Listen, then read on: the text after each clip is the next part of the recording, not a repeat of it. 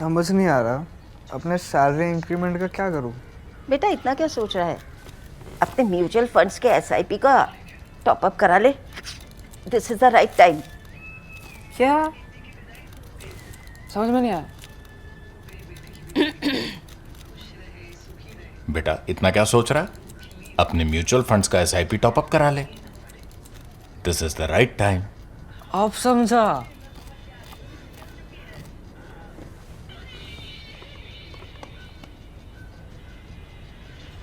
Mutual fund investments are subject to market risks. Read all scheme related documents carefully. Op Sindoor was a conflict that saw use of long-range vectors, both air-to-air and air-to-ground, along with massive use of drones, loitering munitions, and air defense in play. This is the first modern-day conflict in the South Asian region where tech was in play. Now, the Switzerland-based Center for Military History and Perspective Studies has now come with a report detailing its perspective of the 88-hour conflict between two nuclear-armed countries. The report has been authored by military historian Adrien Fontanelles and translated by former French defense attaché to India, Benedict Smith. The review committee for the research paper had Claude Maire, who is the chairman of the Center, the History, the Prospective Militaries in Pully, Switzerland. He is a retired Swiss Air Force Major General and was the Chief of Staff of the Swiss Armed Forces from 2016 to 2020. Also part of the committee was Joseph Heronatin, a political scientist and strategist who specializes in defense, and Arthur Lucenti, a specialist in international affairs with a focus on security, defense, and armament policy issues. The study provides one of the most comprehensive foreign analysis of the India-Pakistan air conflict during Operation Sindoor. The study looks at both India and Pakistani narrative and comes to its own conclusions, some that is music to ears of both countries and some which are not. The conclusion of the paper is very clear. The Indian Air Force established clear air superiority over large parts of Pakistan during Operation Sindoor, coercing Islamabad into requesting a ceasefire by 10th May last year.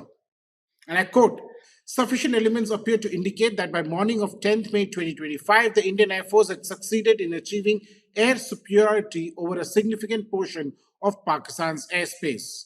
This in turn enabled it to continue long-range strikes against enemy infrastructure at will, at least for as long as it retained sufficient stocks of munitions such as the BrahMos or the Scalp AG, the report said. The PAF, it added, had lost the ability to repeat the operations it had conducted so successfully on 7th May 2025, owing to the loss of its forward air surveillance radars and threat posed by the S-400 systems to its AVAC standoff weapons delivery platforms, while its own strikes conducted between 7th and 10th May 2025 had been largely thwarted by the Indian defenses. Now, the report confirms that the IAF launched two strike packages on the night of 7th May involving the Rafale and the Mirage 2000 aircraft, targeting the Jaish-e-Mohammed headquarters complex in Bawalpur and the Lashkar-e-Taiba headquarters in Muridke. One formation reportedly penetrated Pakistan airspace at low altitude before executing a pop-up attack, deliberately exposing itself to interception. Pakistan responded by scrambling over 30 fighters and firing PL-15 long-range air-to-air missiles, prioritizing the Rafale package. Personally, I'm yet to hear from my sources on this. Yes, an Indian UAV, the Heron, did cross over to Muridke for surveillance and damage assessment. We have all seen the footage from that day, but I'm not sure if any fighter actually went through into Pakistani airspace.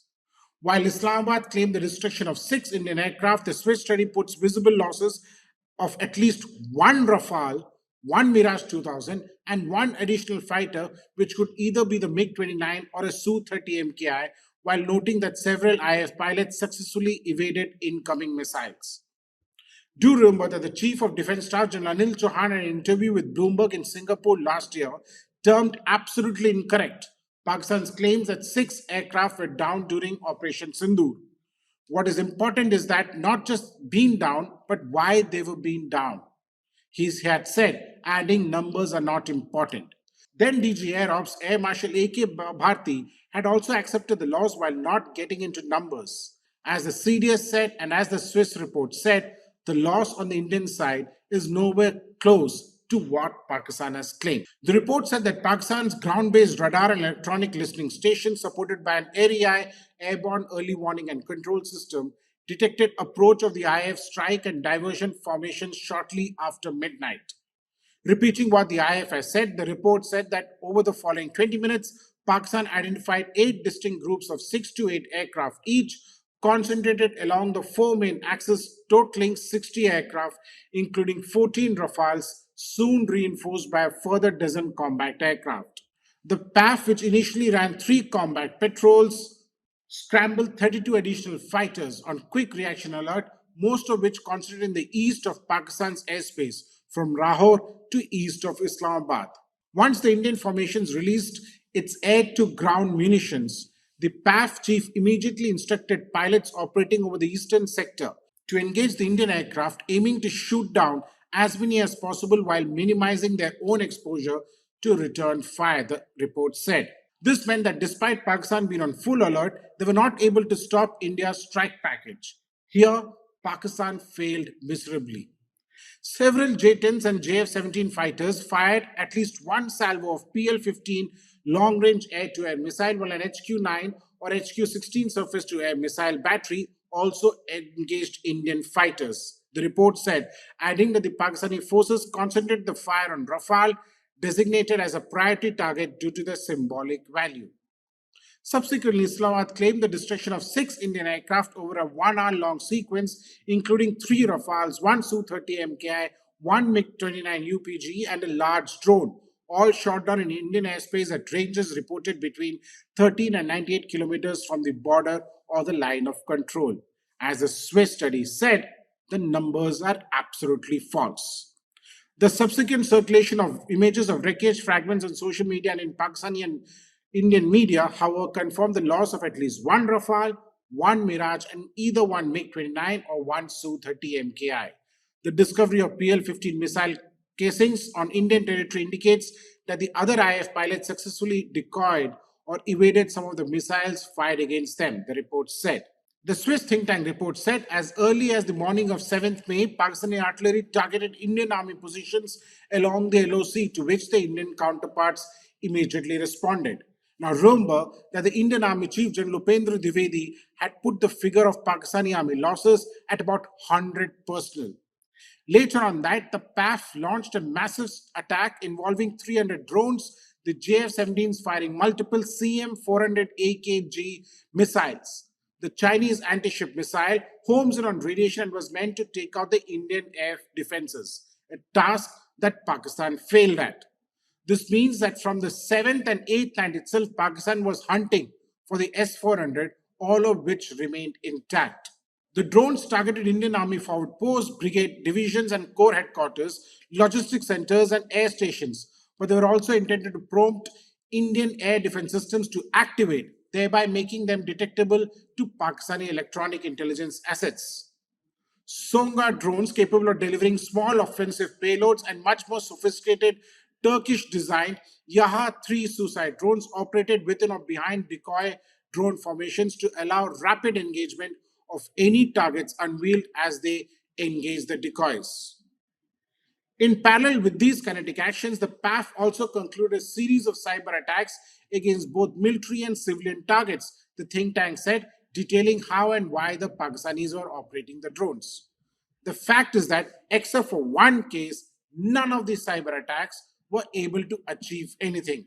Crucially, the integration of the Air Force IACCS and the Army's Akash-3 network allowed the Indian forces to fuse data collected by optical and electromagnetic sensors operated by both services, by the few radars kept active, and by the numerous reports from civilians.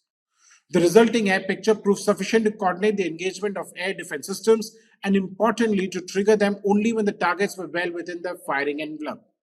This approach allowed the radars controlling missile batteries to be activated only for very short periods, making it extremely difficult for enemy operators to triangulate their positions. As a result, the Pakistan failed to accurately map the Indian electronic order of battle following this initial strike, the report said.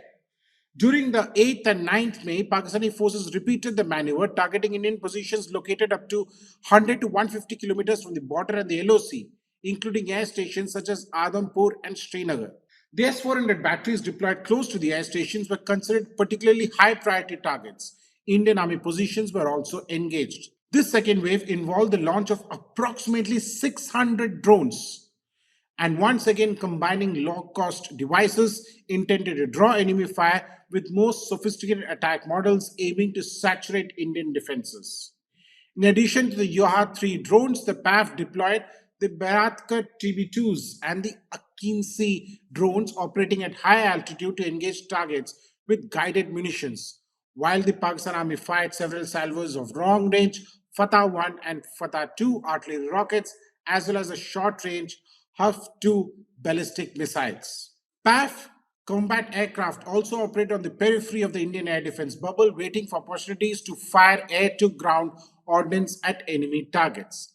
However, the Pakistan effort again failed to saturate Indian defenses or reach critical enemy centers, the report said. Most incoming munitions were intercepted, while the Indian SAM battery positions couldn't be triangulated. Those were relocated whenever they risked detection, the report said. Then on 9th May at 2020, the Pakistanis launched a third wave of attacks, which continued until 1:30 a.m. on 10th May. These were even larger than the previous ones and focused exclusively on air stations and nearby S-400 batteries, with Adhampur, Srinagar and Kutch being particularly targeted. This showed the frustration that Pakistani military was facing. The PAF claimed to have achieved a major success that night by neutralizing Indian air defense systems through cyber attacks and electronic jamming. In particular, a JF-17 protected by intensive electronic jamming and extensive use of decoys is said to have penetrated by the firing envelope of the S-400 battery at Adhampur before launching two CM-400 AKG missiles at it, as claimed by the PAF. But there was no damage to the S-400 battery. The report, which goes by its method of verification of losses, does not take into account Pakistani claims of damage of the S-400 battery. The report said that the first wave of Pakistani attacks on the night of 7th and 8th May resulted in the second stage of Indian escalation, planned during the preparatory phase of Operation Sindoor. On 8th May, IF launched its own campaign at air interdiction and airstrikes against Pakistani air defenses. This operation focused on border surveillance radars and long-range SAM batteries, carried on until the evening of 9th May. It was relatively discreet, with the Indians employing Israeli-origin Harop and Harpy loitering munitions. 8 air defenses sites were struck on 8th May and a further 4 the following day, resulting in the visually documented neutralization of at least 2 early warning radars at Chunian and Pasrur. The IF claimed to have struck at least one HQ-9 battery, although the Pakistani side stated that their air defense systems had shot down 25 drones on the morning of 9th May. Notably, one of the IF's S-400 batteries reportedly surprised the PAF, likely by lying in ambush near the border, and engaged an ARI or electronic warfare aircraft orbiting well beyond. The IF claimed to have destroyed the enemy aircraft at a range close to 300 kilometers. The cumulative effect of these operations was a drastic reduction in both extent and quality of Pakistani airspace coverage, as several radars that remained intact ceased emissions to avoid attracting enemy strikes, thereby facilitating the potential penetration of further escalation stage by India. The Indians detected preparations for the Pakistani attack scheduled on the evening of 9th May and opted for a quasi-immediate counter-strike, the report said. As soon as the Pakistani action concluded, between 0200 hours and 500 hours on 10th May, the IF conducted a series of strikes using BrahMos, Scalp-PG and Rampage missiles launched from within airspace by the Su-30 MKIs, the Jaguars and Rafales. The missiles struck 7 sites up to 200 kilometers inside Pakistani territory, including 1 SAM battery and 5 air bases. After having detected preparations for the PAF counter-strike, the IF launched a second wave of attacks at 1000 hours on 10th May, which employed the same munitions and same tactics, but this time extending the targeting to manned aircraft, whereas the previous night strikes mostly restricted to drones and the support infrastructure. In central Pakistan, Sargodha Air Base, home to multiple combat squadrons, was rendered inoperative by several missile impacts on the intersection of its runways. Indian strikes were even more destructive in the south. At Jacobabad Air Base, the NF-16 maintenance hangar suffered a direct hit, while a radar was damaged or destroyed along with electrical and cooling facilities. At Bulari Air Base, another hanging housing one or more ADI aircraft was severely damaged. In total, the IF assessment is that at least 4 or 5 F-16s, one ADI, one C-130 transport aircraft, several MALE, that is the medium altitude long endurance drones, 2 radars, 2 command and control centers, and 1 SAM battery were destroyed on the ground at a cost of roughly 50 long range munitions. The PAF, however, reported that the area hit at Bolari was only lightly damaged and was quickly repaired, though 5 personnel were killed in that strike, the report said. Nevertheless, by noon of 10th May, Pakistani military authorities requested a ceasefire from the Indian counterparts, it said.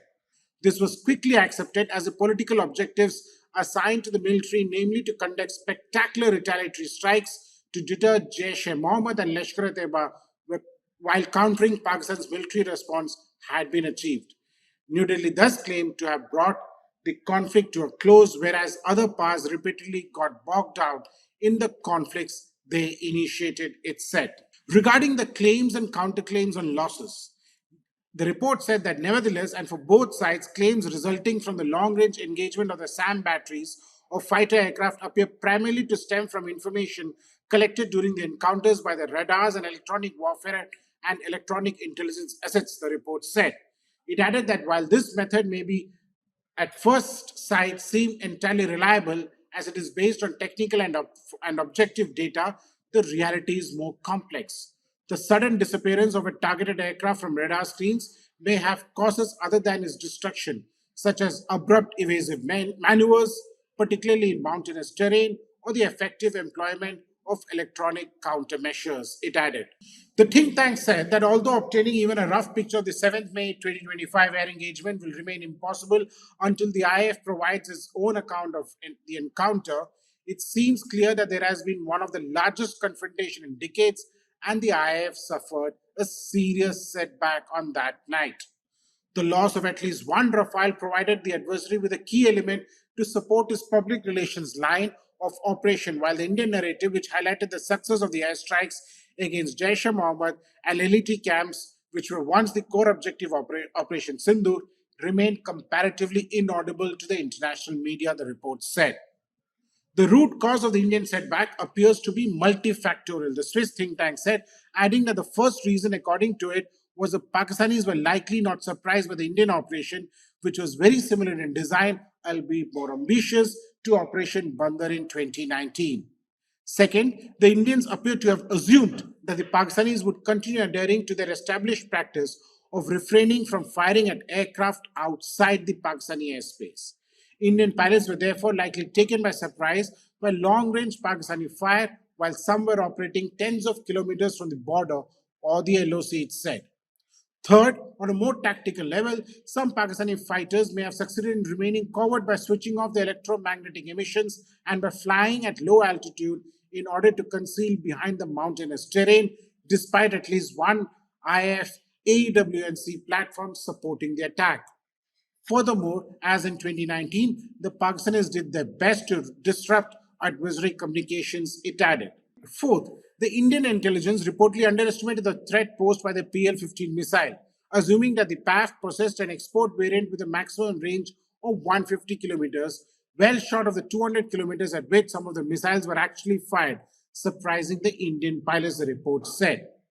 Finally, the PAF is believed to have used its Link 17 data link, capable of integrating Western and Chinese technologies to conduct cooperative engagements. If this was the case, the JF-17s of the J-10C fighters may have had the option to keep the radars off and to fire PL-15 missiles with active radar guidance using targeting data transmitted by the ARI, which was orbiting well to the rear of the formation. The ARI would then have relayed the mid-course targeting data updates to the missiles either through the fighter control system or directly to the missiles, enabling them to perform necessary trajectory corrections towards the targets several tens of kilometers away. Only in the final phase of the flight would the missile's own radar seekers activate to guide them onto assigned targets, thus leaving the pilots only a few seconds to react, as their onboard threat detection systems would not have considered the distant emissions from the area as an imminent threat, the report said. Incidentally, the print had reported about this tactic used by Pakistan on 24 July last year. For the print, this is Snehesh Alex Philip. Do subscribe to the Print's YouTube channel for more such videos.